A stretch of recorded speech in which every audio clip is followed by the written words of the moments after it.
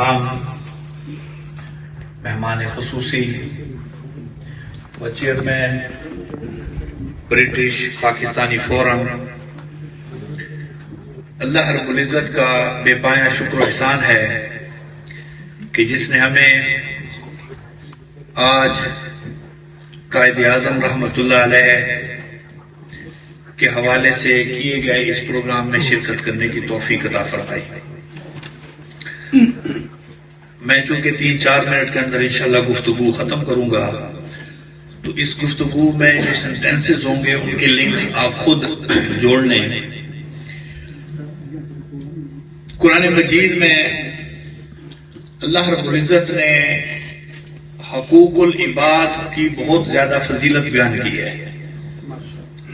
جو لوگ حقوق العباد کرتے ہیں، اللہ رب العزت اپنے حقوق بھی علماء کرام فرماتے ہیں، حقوق اللہ بھی سم ٹائمز معاف فرما دیتے ہیں۔ اگر ہم پرندوں یا جانوروں کے حقوق پورے کریں، مثلا ایک پرندے کو ایک شخص آزاد کرتا ہے، اس کو بھی اسلام میں بہت بڑا اجر و ثواب ملتا ہے۔ اور ہمارے قائد اعظم رحمۃ اللہ علیہ نے لاکھوں نہیں کروڑوں انسانوں کی آزادی کا سبب بنے۔ انہوں نے جو حقوق العباد کا کام کیا، اس میں اللہ اور اس کے رسول کی بہت بڑا کرم ان پر ہوا ہے۔ آج کوئی شخص اگر اپنے بزرگوں کو فاتحہ پڑھتا ہے، کرم کی چند مثالیں دیتا ہوں، والد تک پڑھتا ہوگا، دادے تک پڑھتا ہوگا، لوگ پردادا لکڑ دادا کو بھول جاتے، نام بھی نہیں آتے۔ قائد اعظم رحمۃ اللہ علیہ، ان کی قبر پر نہ صرف سینکڑوں بلکہ ہزاروں لوگ روزانہ سورۃ فاتحہ پڑھتے ہیں، اخلاص پڑھتے ہیں اور ایصال ثواب کرتے ہیں۔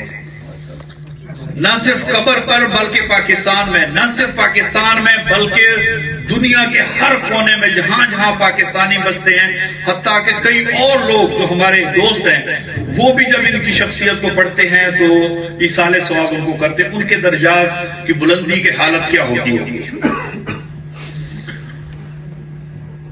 دو اور مثالیں جو آقا دو جہاں صلی اللہ علیہ وسلم کا خصوصی ہمارے قائد پر کرم ہوا ہے، اس کی مثالیں دے کر ختم کروں گا۔ ایک بزرگ لکھتے ہیں، ایک بہت بڑے ولی اللہ تھے، وہ کہتے ہیں کہ میں نے عرفات کا میدان دیکھا، پورا عرفات کا میدان بھرا ہوا ہے، لاکھوں کی تعداد میں حاجی موجود ہیں، اور حاجیوں کے ساتھ ساتھ اولیاء بھی موجود ہیں اور بڑے بڑے بزرگ بھی موجود ہیں۔ عرفات کے میدان کے اندر میں نے دیکھا کہ سٹیج سجا ہوا ہے، اس پر آقا دو جہاں صلی اللہ علیہ وسلم موجود ہیں اور مولا کائنات حضرت علی رضی اللہ تعالیٰ عنہ موجود ہیں، اور کچھ صحابہ بھی موجود ہیں۔ نام لینے میں پھر تاخیر ہو جائے گی۔ اچانک آواز آتی ہے کہ محمد علی جناح سٹیج پر آئے۔ کسی اور کو نہیں بلایا گیا، محمد علی جناح، ابھی پاکستان نہیں بنا تھا۔ تو قائد اعظم سٹیج پر جاتے ہیں تو حضرت علی رضی اللہ تعالیٰ عنہ کے دست اقدس میں پاکستان کا جھنڈا ہوتا ہے۔ وہ خوشی سے آقا دو جہاں صلی اللہ علیہ وسلم کی رضامندی سے قائد اعظم کو دیتے ہیں، ان کے حکم سے۔ کہتے ہیں میں یہ سوچا کرتا تھا کہ برطانیہ UK سپر پاور ہے، بڑی طاقت ہے اس کے پاس، جس طرح آج امریکہ سپر پاور ہے، اس وقت برطانیہ ہوا کرتا تھا۔ آج امریکہ سے کتنے ملک ڈرتے ہیں، اس وقت UK سے ڈرتے تھے اور غلام تھے۔ سپر پاور سے قائد اعظم ٹکرا رہے ہیں، قاطرانہ حملہ بھی ہو چکا ہے، تو مشکل ہے پاکستان بنے گا۔ اور ہندو ان کے پاس بزنس بھی ہے، ان کے پاس ہتھیار بھی ہے، وہ اکثریت میں بھی ہیں، وہ زیادہ متحد بھی ہیں۔ قائد اعظم پر قاطرانہ حملہ کرنے والا بھی مسلمان تھا، آپ کو پتا ہوگا۔ تو مسلمان تو متحد بھی نہیں ہے، ایک بڑی جماعت ہے، دارالعلوم اس کی علماء نے بھی مخالفت کی، تو شاید پاکستان نہ بن سکے۔ لیکن جب میں نے یہ خواب دیکھا، میں نے کہا آقا دو جہاں صلی اللہ علیہ وسلم کی بھی رضامندی ہے، اس میں صحابہ اور اہل بیت کا بھی فیض ہے، اولیاء کا بھی فیض ہے. اب پاکستان کو بننے سے نہ سپر پاور روک سکتی ہے نہ ہندوؤں کی اکثریت روک سکتی ہے. اور واقعی بنا، پھر پاکستان بنا. علامہ شبیر احمد عثمانی کو سب جانتے ہیں، انہوں نے قائد اعظم رحمۃ اللہ علیہ کا جنازہ بھی پڑھایا. ان کے جو ساتھی تھے اور وہ قائد اعظم کی مخالفت کرتے تھے، وجوہات میں سے کئی وجوہات میں سے ایک بتاتے کہ داڑھی نہیں ہے. اکثر علماء جب ان کے ساتھ بیٹھتے تھے، گفتگو ہوتی، تو اچانک وہ مسلم لیگ میں آ گئے، بہت اچھے ورکر بن گئے، قائد اعظم کے عقیدت مند عالم ہو کر عقیدت مند بن گئے. ان لوگوں نے پوچھا، علماء نے پوچھا، دوستوں نے پوچھا یہ کیا وجہ ہے؟ آپ تو مخالفت کرتے تھے، یکدم موقع بدلا اور مسلم لیگ کے بہت بڑے کارکن بن گئے، محنت کر رہے ہیں پاکستان کے لیے. انہوں نے اپنا ایک خواب بتایا. انہوں نے کہا کہ میں نے خواب میں دیکھا کہ آقا دو جہاں صلی اللہ علیہ وسلم موجود ہے اور میں ان کے سامنے ہوں، بڑے ادب سے کھڑا ہوں. اچانک قائد اعظم آتے ہیں تو حضور صلی اللہ علیہ وسلم ان کی طرف اشارہ کر کے کہتے ہیں کہ جس شخص نے، مجھے کہتے ہیں جس شخص نے اس محمد علی کی مخالفت کی وہ پاش پاش ہو جائے گا. غصے میں ہوتے ہیں. شبیر احمد عثمانی کہتے ہیں کہ سردیوں کی رات تھی اور میں ڈر کر اٹھا تو پسینہ پسینہ. میں نے توبہ کی، میں نے کہا کہ ایسا نہ ہو کہ میرے اعمال ہی ضائع ہو جائیں جس میں حضور صلی اللہ علیہ وسلم کا فیضان جس شخصیت پر ہے اور اس کی میں مخالفت کر رہا ہوں.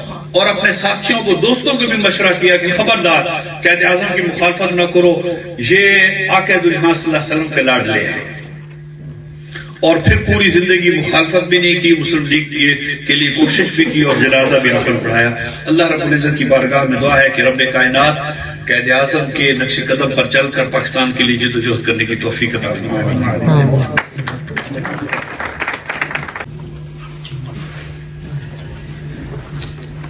اللهم اعز الاسلام والمسلمين، اللهم ايد الاسلام والمسلمين، اللهم انصر الاسلام والمسلمين، اللهم من احييته منا فاحيه على الاسلام ومن توفيته منا فتوفه على الايمان.